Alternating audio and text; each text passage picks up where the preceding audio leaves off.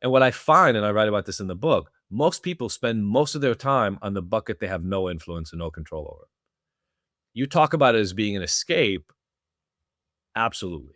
Why? Because the first bucket is the hardest to focus on because it requires full accountability.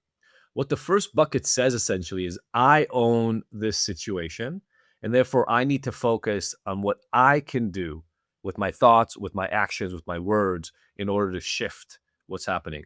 And then the middle one is it's the middle bucket on purpose. You should play in it, but you should spend the most time exactly the opposite that most of us do. Most of your time should be spent on things that you can do.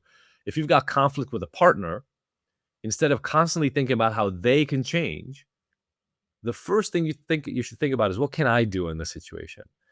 And then we will end up talking about things like boundaries, self-talk, right?